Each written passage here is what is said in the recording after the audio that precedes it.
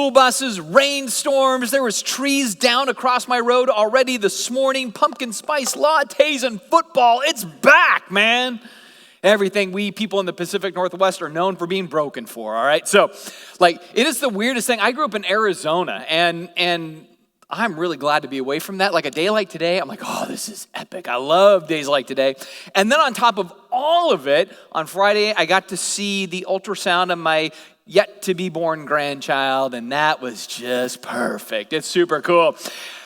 See, they clapped in the last service, and I'm like, I didn't make it. I just saw the pictures. I clap for my children. That's great. So anyway, no, we're very excited about that. Lots of cool stuff going on, and now I get to hang out with all of you today. So that is super, super cool. So I'm going to go ahead and pray right now. We're going to get underway because we got some miles to cover. Let's go ahead and do it together. Jesus, I thank you for the fact that you have given this church to all of us as a gift to grow us and strengthen us and really kind of carve off the rough edges of our lives so that we look more like you. And I just know personally, this place is a gift to me. It encourages and teaches and reminds me of what matters most. And so thank you for how these people shepherd me in so many ways. And so it is a great gift to be able to do this today, to reflect on how you've wired Redemption Church as we go back to school. So may we honor you in that. May we be truly spirit-led and filled as we do what we do. And may you receive all the credit and the glory. We love you, Jesus, and thank you in your awesome name.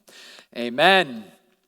So we are continuing our journey into the secret sauce that is Redemption Church. And so for the next 3 weeks, we're doing just this little small series talking about what the vision and the values and ultimately in that even kind of like the vibe of what makes RC RC, right? Because when you think about churches in the valley or elsewhere, one of the things I even shared last week is that in the most generic sense, there are words that can describe the kind of church that we are. So we could say, in most generic ways, we are a conservative, evangelical, non-denominational congregation, right? And all those words would be true. 5 words describe us. 5 words made up of 20 syllables. In other words, they're just this jumble of ideas that when you hear them, you may not even fully understand what all of them are communicating, what all of them mean. And so unless you're somebody that really digs like theological jargon and you're one of those theo nerds like me, you're probably going to hear that stuff and go, man, I know what that word is, but I don't know what that one is, and I kind of know what that one means. And ultimately, while big words can be helpful, they're not always as descriptive as we would like. Especially because some of these words, when people hear them, they don't even fully understand maybe what they're trying to communicate. So non-denominational. Whatever it is we are, we're not. That's what that says. We're non-denominating, which means we're not counting, which means you're like, what, you don't count? Well, we do count, but we're not denominating. We don't count with others, and they don't count us, and whatever, all right? So, that's where it gets confusing. Or we say evangelical and conservative, where if you turn on Fox News, or you turn on CNN or MSNBC or whatever, those words get thrown around a lot, describing a group of people more on the right side, Republican voting kind of thing. But when churches say conservative and evangelical, that's not what they're trying to communicate at all. Before we were even a country, those were words that described churches and Christians, and yet they're kind of riddled with new baggage. And so oftentimes all of these labels that we used to use aren't always helpful in the process. And so even as a church, we're like, we need to kind of work through this and try to figure out what is a way that we can articulate what makes us tick and do it in such a way that we can really help and love people in our community. Because here's what we don't want to do. We don't want to be a club of people that talk so over the heads of those that we may want to reach out to that they don't even understand. It's like they're just listening to the Swedish chef suddenly, like, they're like, I don't know what that church is talking about. We didn't want to do that. We wanted to take what has been sort of like King James Version language, but then figure out how to speak it into a new living translation culture, right? That's kind of the heart behind this whole thing. So over the last 3 years, we've been trying to figure out how to say it and what's the best way to articulate it. And what we learned last week is that it kind of began to crystallize for us when we rallied around our big emotive why, right? What's the big why that gets us out of bed, causes us to open the doors, rallies the tribe together? What's the ultimate why? And from this, we really concluded that what makes us tick, what drives us, is that we want to be helping people to believe that life is better with Jesus. It was that simple for us as we tried to work through some of these thoughts. And so it's like this big idea in a bite-sized phrase. And what I dig about this is that this is a way that we can speak into our community and to one another, even into our foes. We want everybody to know that's what's important to us. We want to be helping people to believe that life is better with Jesus. Now, when I think about this phrase, I'll share with you why it's important to me, right? Because, sometimes a story can help ground an idea. And for me, I have this basic belief, which is this: a person with an argument is almost always going to be at the mercy of a person with an experience.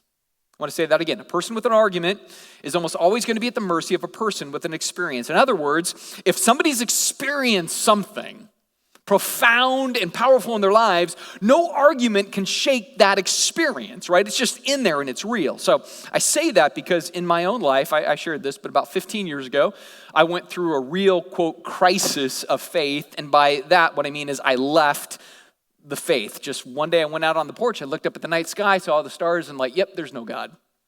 No God. And I was a pastor, right? So I'm a pastor that walks out, says there's no God. I just don't believe it. Now, part of my departure from the faith back at that time, I had theological reasons, philosophical reasons, moral reasons, scientific reasons. I had all kinds of reasons, right? That was kind of the way I looked at it. But in time, I was brought back in to my faith.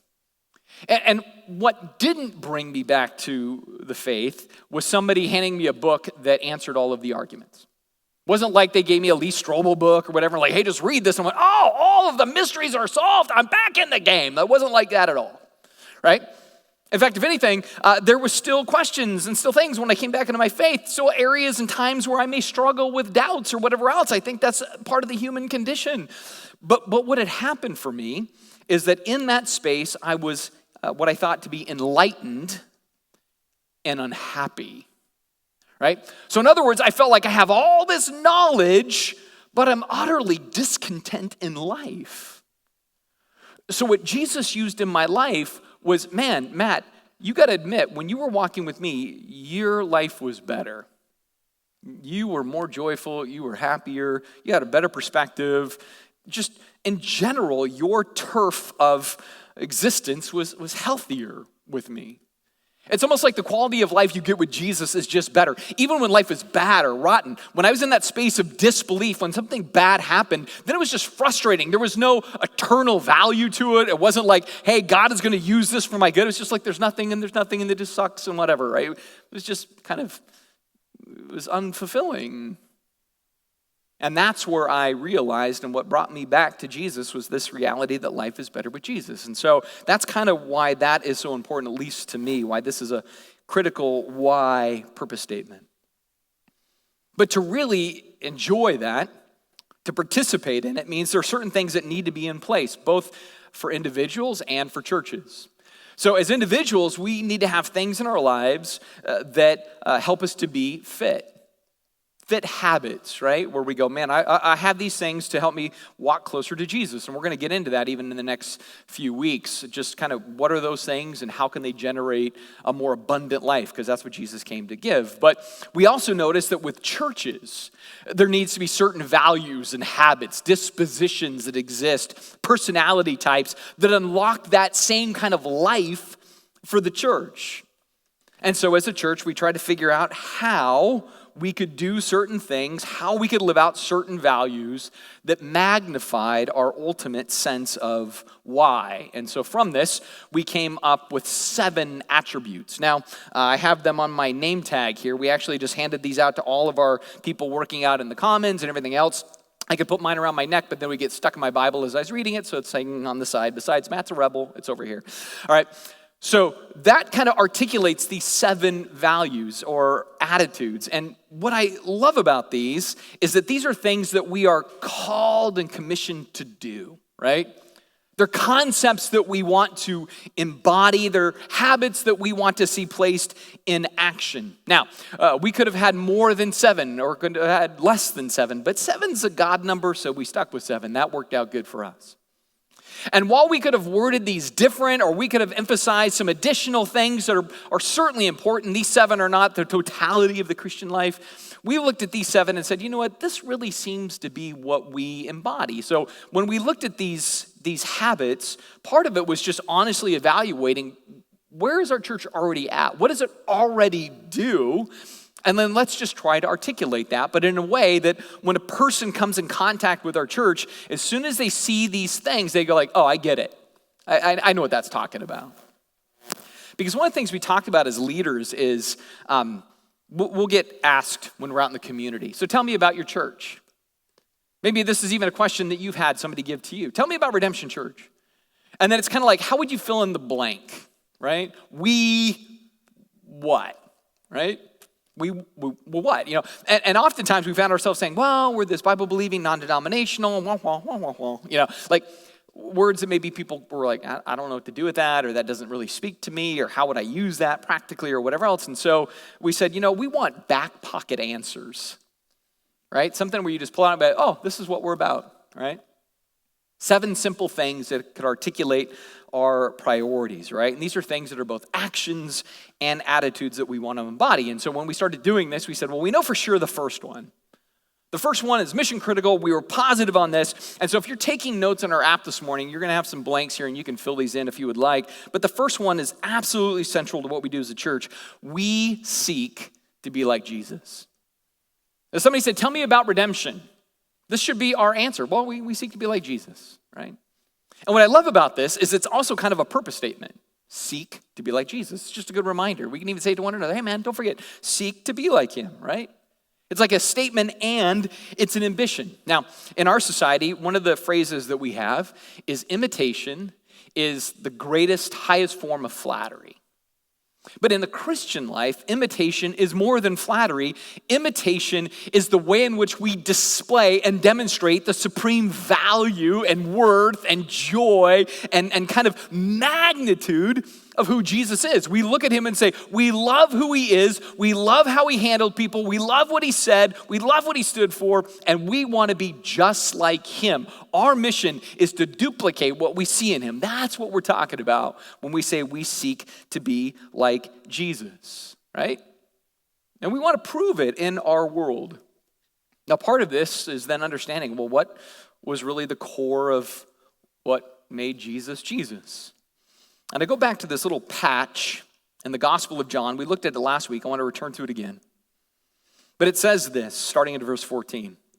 The Word, and that's Jesus, became human and made his home among us. He was full of grace and truth, and we have seen his glory, the glory of the Father's one and only Son, and from his fullness we have all received grace upon grace. Now there's a number of things in here I want to highlight really quick. One is this. First, it speaks of his glory, right? This is a word we throw around as Christians, and maybe we don't always stop to go, well, what does it mean? The idea of glory is the weight of his character, right? So you remember a few years ago, all of the pundits on the news were talking about gravitas. Does he have gravitas? Does she have gravitas? They don't have any gravitas. Oh, they're gravitas. And it's like gravitas. This is like this popular word. It was like one of the big words of the year at that point. Well, this is his gravitas. That's what glory means, right? It's the gravitas of Jesus, the weight of his character. But then we also see fullness. And this is his essence, his truest self. So when we take these two ideas of the weight of his character and his truest self, what we see as the definitions of that are grace and truth, right? You can distill down the driving force of Jesus in those two words.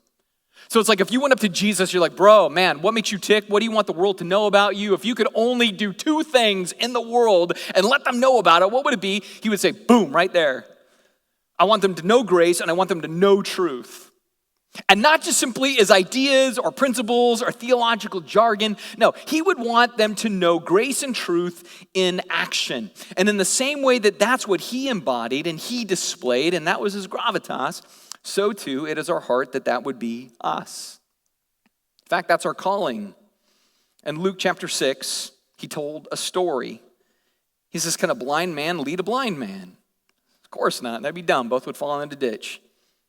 He says, a disciple, that's us, a learner, a fit person, is not above his teacher, but everyone, when he's fully trained, will be like his teacher.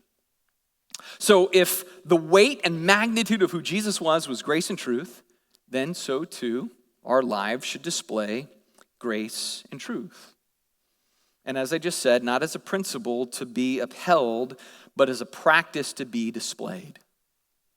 In fact, my wife has this really great line. She says, it's really easy to speak on behalf of Jesus, but it's hard to live on his behalf. So good. She says it to me pretty much every time I'm not acting like Jesus. And it's good because, our temptation and tendency in the context of religion is to feel like, we're doing our job when we're spokespeople. And I'm not going to say we're not doing our job when we're spokespeople, but what I'm saying is if the spokesperson doesn't embody the message, it just kind of falls flat or is even offensive to people.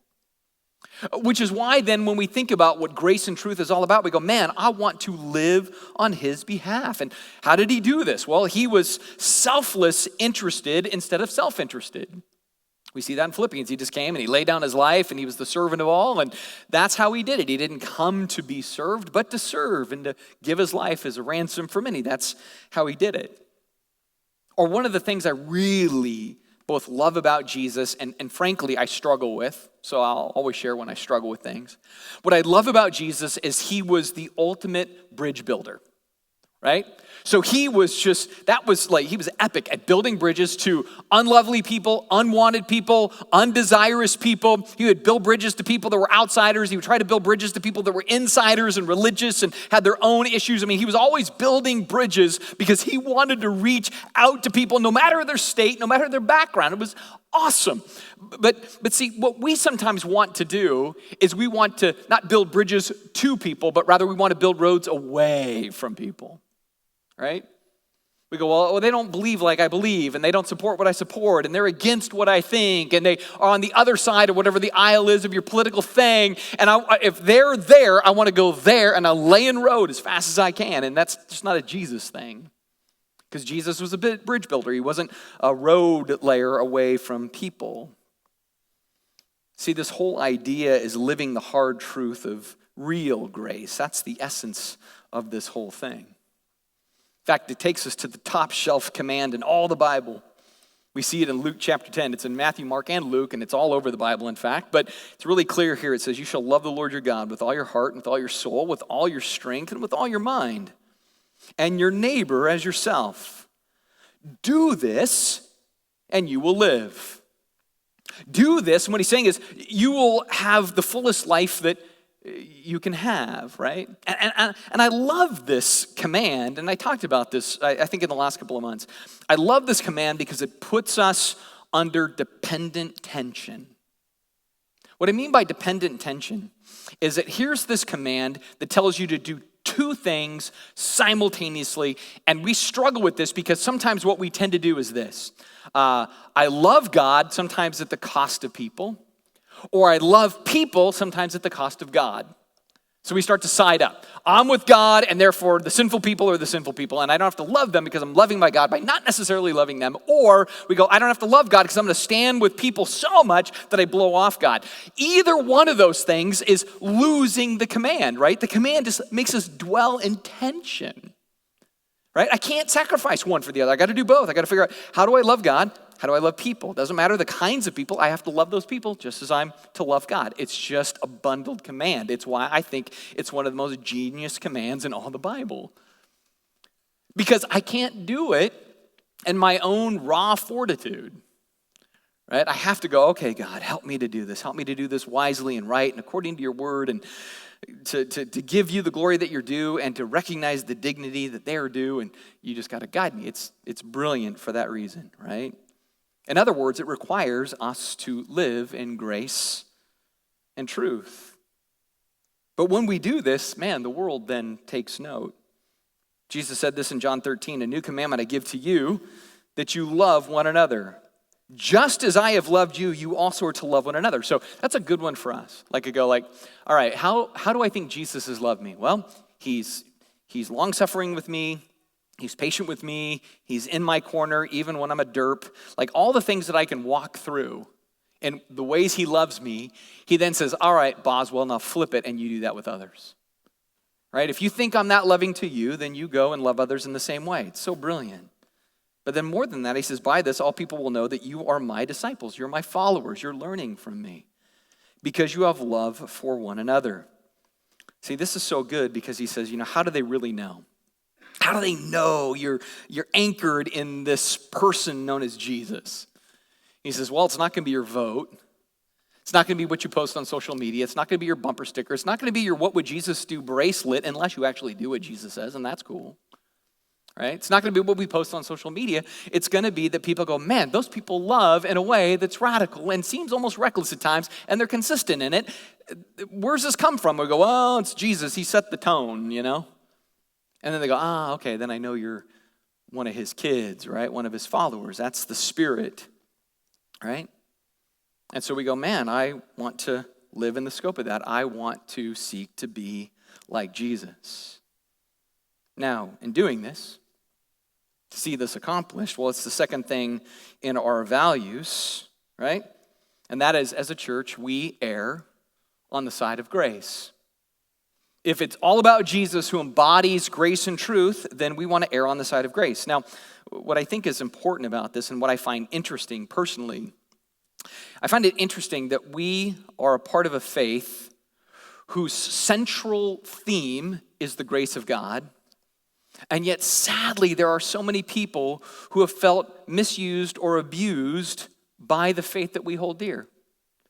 Like, it's really strange to me that their primary experience isn't grace, but it's something other than grace.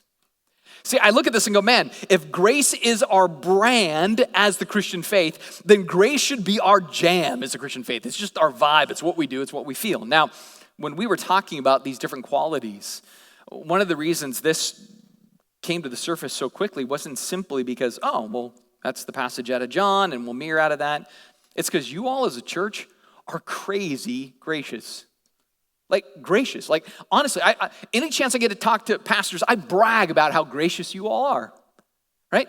So you get this. This is already in your DNA and in your personality. We're just recognizing this, but it's so good that we want to err on the side of grace. And there's two reasons this is important. One, it's theologically important. As I just said, grace is the brand of the Christian faith. It just is, right? What is the gospel? It is the inbreaking of God's grace in the world. You don't earn it. Can't, earn your way in, sin your way out. It's all the grace of God through the gospel of Jesus. Like, that's just grace. It is the thing, right? But there's also a humanitarian element behind grace, which is it comes alongside and it cares and it invests and it's long-suffering and makes the sense of empathy made real in the world. I mean, those are why grace is important. Again, going back to John, it says, from his fullness, we have all received what? Grace upon grace. For the law was given through Moses, but grace and truth came through Jesus Christ. Again, grace upon grace comes from the depths of who he is. And so if we want to be like him, then we lean into grace, believing that grace is more powerful an agent to bring change in our world than any other theme. See, I believe that's true, that grace is more powerful of an agent to bring change in our world than any other theme. In fact, in Titus, Paul writes this. He says, for the grace of God has appeared that offers salvation to all people, and it teaches us to say no to ungodliness and worldly passions and to live self-controlled, upright, and godly lives in this present age while we wait for the blessed hope, the appearing of the glory of our God and Savior, Jesus Christ, who gave himself for us to redeem us from all wickedness and to purify for himself a people that are his very own, eager to do what is good. Now, there's a lot there, and this is one of my favorite passages in the New Testament. Here's why I dig it, even though there's a lot there. I think I can simplify it. I think it's interesting that he doesn't say, the law has appeared. Look at it. He doesn't say, the law has appeared, teaching. He doesn't say, the rules have appeared, teaching. He says, no, grace has appeared, teaching. Now, here's why I think this is cool. Laws can be good, right? Because they say, don't go any further or it'll hurt, right? Rules can be good because they tell me, you know what, this is a good thing and that's a bad thing. That's all solid. But what I find, at least in my own life, is what truly motivates my heart, my inner me, to do the right thing when nobody's watching anything else is grace. Look what God has done for me. Look what he showered on me. Look how much he has shown his love to me. Man, this is why I want to do what I do, right? Like rules and laws are fine, but there's still this thing that says, you know what? Because of a rule and a law, I could be sitting down on the outside, but on the inside, I'm standing up in defiance, right? But I'm following the rules. But grace motivates us and kind of inspires us to action. When somebody displays grace in my life, then I'm like, oh man, now I want to please them. I want to help them. I want to do good to them because they're being so good to me. This is why I believe Paul says grace is the greatest, most powerful motivator to life change, right? So we err on the side of grace. You all do a great job of erring on the side of grace, and that will be important to us as a church. Yet what we see as equally important is truth. Truth. And what that means for us is the third thing. We take the Bible seriously. Grace and truth, right?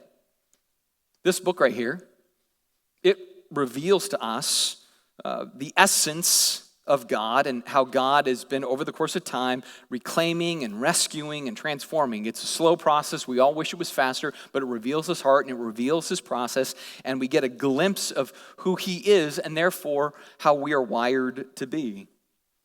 That's why we take it seriously. Paul said it this way: all scripture is inspired by God, and it's useful to teach us what is true and to make us realize what is wrong in our lives. It corrects us when we are wrong, and it teaches us to do what is right. God uses it, right? God uses it to prepare and equip his people to do every good work. A couple of things stand out to me. First of all, this emulates from his own essence, right? All scripture is inspired by God. It's saying it just kind of flows from the inwardness of who he is and out to us. The other thing I see here is that it's useful. So a lot of times we talk about the Bible, we go, it's holy, it's sacred, it's ancient. I go, yeah, it's all those things, but it's also useful. Holy, ancient, sacred things oftentimes are just put under glass for us to admire because they're critical to whatever, but we're not picking it up and using it. But he says, no, it's useful to teach, to correct, and to outfit us for the purpose of us doing good in every context. And so what this means for us is maybe a couple of things. First of all, to take the Bible seriously does not mean simply we revere it. To take the Bible seriously does not mean we simply go, we're going to fight to make sure the 10 Commandments aren't wiped out of a courthouse or whatever else. That's not as critical as having the word reform us. If we fight for it in the public arena, but it doesn't inform us and transform us in the inner person, it's adventures in missing the point, right? Because the most important thing is it makes change in our lives. And maybe that's the other thing I'd say. The way we seek to handle the word and take the Bible seriously is first and foremost, we seek to take it serious for our own lives as individuals. In other words, I want it to inform what I should do far before I'm trying to use it as a tool to tell you what you should do, right? Which is really healthy. Because for far too long, I think culture has seen Christians kind of running around with Bibles saying, you're wrong, and you're wrong, and you're wrong, and you're wrong, and you're all wrong, and then we do something stupid. And they go, oh, well, the ones who actually believe the Bible don't follow it either. It doesn't help anybody, right? So to take it seriously is more than just saying we uphold it as sacred, but again, we apply it as true to us. And this is even what Jesus said, man. He goes, man, if you're running around and you're trying to point out all the splinters in everybody's eyes, but you got planks sticking out of your own face, you're ineffective. He says, let the word pull the plank out of your face, and then you'll be fit to come in a caring, compassionate, sympathetic, just gracious way and help others because you understand the challenge and plight of humanity. You can be tender and easy with others in their struggles. That's why we want to pull the plank out, which is why we want to take the word seriously in our own lives. It's first for us so that we can be helpful to others. Now, because we take the word seriously, we take what it prescribes to us seriously, sometimes even when it's a little hard, especially for us introverts. But it's the fourth thing. We believe that life is best lived with others. That's what we believe as a church because that's what we see in the Bible. One of the things that Jesus did is he said, I'm going to take individuals and I'm going to make them dependent on a community of faith. And so there is no such thing as solo Christian growth. There's no such thing as it's just me and Jesus and occasional podcasts and a book and that's all I need. Now, don't get me wrong, I'm an introvert, so I would love to find some out for this sometimes, right? So I can just hide away and be me with me. That is great. But Jesus says, no, man, you need others. Others depend on you, Matt, and you depend on others. It's just the symbiotic relationship. In Ephesians 4, we see it this way. It says, now these are the gifts that Christ gave to the church: apostles, prophets, evangelists, pastors, and teachers. Their responsibility is to equip God's people to do his work and build up the church, the body of Christ.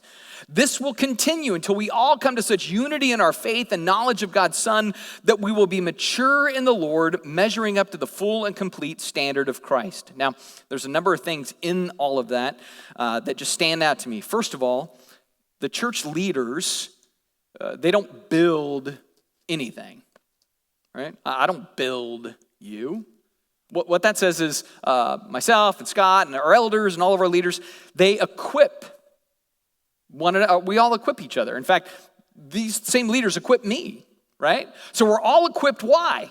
So then we can do the building. It's like we all kind of go, all right, here's how you build something. Now everybody gets a hammer, I just kind of go, here's how we get to build, and then we all get to build. But I don't build anything, right? In fact, that word equip means to set a bone or to mend a net. It's just like, hey man, my job is just to kind of give a little direction, but it's together we build. And when we do that, we insulate ourselves and we stimulate ourselves as a church, right? And he kind of goes into that in the next little section of Ephesians where he's just like, man, it's so easy to get tossed to and fro. It's so easy to get tricked out by all the lies in this world. So this is why we want to stay tethered together. This is why we want to make the investment. It's why we want to invest into each other's lives. It's from this that it says in verse 16, Jesus does this to make the whole body fit perfectly. And as each part does its own special work, it helps the other parts grow so that the whole body is healthy and growing and full of love. The only way any one of us as individuals is going to grow is being connected to the whole. That's just it. And I'd like to add something to that.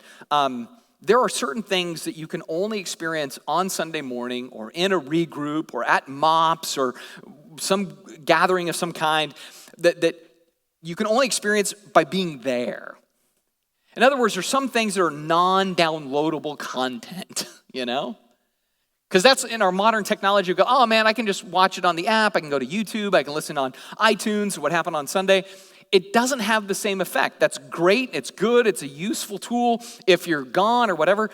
But there's something about being together. Like for me, I'm down here in the worship set singing, and you don't know what you all do to help me every week as I'm down here. Or sometimes I'm behind the curtain, and you're all singing, and it just inspires me. Because trust me, I'm not listening to the preacher. It's you all, right? Or in a regroup or whatever else. It's like that's where the stimulation happens. And so in that sense, man, we believe that life is best lived with others. Now, part of this other dynamic brings us to the fifth thing that's important to us, which is encouraging that everybody sweeps. Everybody sweeps. In fact, there's this story with Jesus. He's rolling with his posse, and they get into adventures of stupidity every once in a while because that's just what they're good at is the 12. And they're walking down the road, and they start to argue among themselves about who's the most awesome, right? Which is, if you just kind of step back and look at it, it's dumb because you're all walking with Jesus, right? Like, God is there, and you're like, oh, which one of us is the most awesome? I'm like, I don't know, maybe the dude leading the pack, But they're arguing about it. Who's the most awesome? And so they roll into the next town, and then Jesus says, all right, fellas, what were you guys talking about while we were walking here? And when you see this in Mark, it's funny because they all start going like, dude, don't tell him. Like, he's going to have our hide. Like, we're all arguing about who's awesome. We know he's awesome. We're not awesome, right? So he asks them, and they don't want to get into it. And then he pulls them aside. He sits down, and he says, you know what? If anyone would be first, he must be the last of all and the servant of all. In other words, he says, you want to be awesome? Grab a broom. Kingdom awesome is not about accolades and bright lights and being noted. Kingdom awesome is about saying, I've got skills or talents, I see needs, I step into that. That's kingdom awesome. And when we live kingdom awesome, and which, by the way, I'd like to say, there are so many people here at Redemption that are kingdom awesome. I just want to say just publicly, thank you for how kingdom awesome you are, right? You do setup and tear down and tech, and you greet people, and you make coffee, and bring donuts, and you do things even more radically behind the scenes. You clean the hub, and you do all kinds of stuff. Thank you for being kingdom awesome, because when you do that, we see in 1 Peter 4, it says, as each has a gift, use it to serve one another as stewards of God's varied grace. When we grab a broom and sweep, right? That makes much of grace. And we already talked about the importance of erring on the side of grace and truth and embodying that, and this embodies it. And when we do this, when you serve and grab a broom, God is glorified through Jesus. Because just as Jesus served, so too we serve, right? It's all for the kingdom. And what's great about you all as a church is you don't simply do that inside this dojo, so to speak. We all grab a broom inside the church and that's it. No, you actually then flush out into the community and you take your brooms there as well, which is why one of the things we knew was a trait of our church is the sixth thing, we do things for the good of the city. Right? We look and go, how can we serve the city more? Now, one of the things we see also in Peter is that we're exiles, man. In other words, this world as it currently is not our home, right? But what we are to do while in this world is we are to bring our absolute very best to make the world as good a place as we can. In fact, if anything, I would say we're like Jesus' version of the Scouts. When we leave this rock, we should leave it better than we found it, right? That's the mission of the Christian. In fact, I see this in Jeremiah when God talked to another group of exiles. He told them as they go into Babylon, where they could be very bitter and say, this is not what we signed up for, and it shouldn't be this way, and it's all crazy. And he says, here's what I want you to do. Build homes, right? And plan to stay. Plant gardens and eat the fruit that they produce. Marry and have children. Then find spouses for them so that they can have your grandchildren. Multiply, do not dwindle away, and work for the peace and prosperity of the city where I sent you into exile. Pray to the Lord for it, for in its welfare, you determine your welfare. This is one of my faves in the Old Testament because, again, it gives us a sense of direction to what we're supposed to do. It's why, as a church, we have the hub downtown, and eventually we're looking to expand it. And by the way, we're working on that. I'll probably have some announcements here in the next week or two. And so we have the hub and we open it up for all kinds of community events, and we buy flags for the crosswalks in the city, and we help start up the dog park, and we're constantly trying to figure out how can we love our city more, how can we show solidarity with our community more. And so we did a thing recently as a staff where we listed all the things we do for the city just as an organization, and it was just massive. It was taking up the whiteboard, right? That's our heart. We want to do things for the good of the city. And what I love is that you all as individuals do the same thing, right? You're always trying to figure out, man, what's one little thing I can do for the good of the city? And that's your heartbeat. So this is absolutely mission critical to us. And the reason we do this is not simply, so we can have this presence in the community. No, we take the greatest commandment seriously, right? One of the ways we love God is we love people. And so we're going to love people right where they're at. It does not matter whether they like us or dislike us, agree or disagree. It doesn't matter their background, whether they have it together or they're a total mess. We're just going to love because they bear the image of God. And so we make that investment into the lives of people. And hopefully from that, they'll see us and see how we interact, that maybe we're a little different. We have joy where maybe we could have grief. We seem compassionate where we could be a little bit more bitey, whatever it is. They'll look and go, what's so different about you? And then we'll go, well, we found that life is better with Jesus. That's what we would display and model. And that would cause them to go, oh, well, then I want to investigate more about this. From that leads into our seventh kind of trait, our aspirational one in some ways even with this. But we want to ask, who can I invite? Who can I invite into my life or my friend's sphere? Who can I invite to maybe an event or an on-ramp? Our church offers on-ramps, which are like classes just to help people, like Love and Logic or MOPS that I mentioned earlier, or Financial Peace University. Just like, hey, man, I can invite somebody to get some helpful tools for their life, and then in there, they're hearing verses and things about God in the process. Maybe eventually I can invite them to church and invite them to consider that life is better with Jesus, right? Like, we're just thinking in terms of who can I invite, right? Who's missing in the tribe, so to speak. In fact, I think about this from Jesus again. There's this great scene where it's Jesus and a woman and a well. And he meets this woman in her mess. And what's cool about the story is instead of shaming her for the mess she's in, he gives her hope even in the midst of her mess, right? That's like kind of his MO, right? He gives her dignity when she could have just sat there, head held down in brokenness. He says, no, I want to lift you up. I want to give you options and opportunities. And so he speaks change into her life. And so she darts back into town and she begins to tell everybody about the one who invited her. So she starts inviting everybody to the inviter of change. So it says the woman left her water jar, went away into the town and told the people, come and see a man who told me everything I ever did. Can this be the Christ? Now, I know we don't get inflection when we read the Bible, and so we can assume inflection, but this is like a weird response to me, right? Because she's excited. Imagine if I came and talked to you and told you everything you ever did. Would you be like, that's awesome, come and see him? You might be horrified. But if I said it in a way that freed you, valued you, and loved you, it may be like, you got to come check this guy out. Well, that's what she's doing. Whatever Jesus says to her, and there's some open conversation about her current living arrangement and everything else, but she hears this and she's like, this guy is amazing. Come check him out.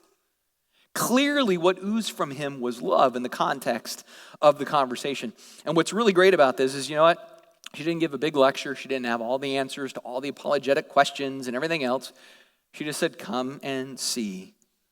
Come and see the one who has changed me. And so it says many Samaritans, which, by the way, were kind of outcast people, from that town, they believed in him because of the woman's testimony. So when the Samaritans came to him, they asked him to stay with them, and he stayed a couple more days, and then more believed because of his word. Here's what I'd say about this for all of us. You never know what Jesus is up to in the heart of a person. You just never know, man. There's been people in my life where I'm like, they don't care, they're super hard, they're just doing crazy stuff, and I'm just trying, and then one day they're like, I kept pushing on you and kind of being a jerk to you even because I wanted to see if you would stay cool. Want to see if you were really going to live what Jesus tells you to do. And then from that, they either came to faith or at least softened up or whatever else. It's like, you just never know what he's doing. You just never know. And so that's why we always want to have that attitude that says, I want to be an inviting type person. I'm inviting to their space and they like me there. And then also in that, I want to be an inviting person, which is, hey, who are we missing? And then we want to be an inviting space where people go, I can come here and I can get it and I can be loved and encouraged and helped and valued and welcomed and all these great things. That's what we want to be, because at the core, it gets back to our why. We want to exude the reality that our drive is to be helping people to believe that life is better with Jesus. Let's go ahead and pray together. Jesus, I thank you for simple reminders of realities that change lives. And so as this church embodies these habits and virtues, I pray that we would only get better at these things. That people can see these things one to another and our world to us. And from that, we make much of you. And so we thank you for your grace and your kindness and your example. May we live like you in your perfect name. Amen.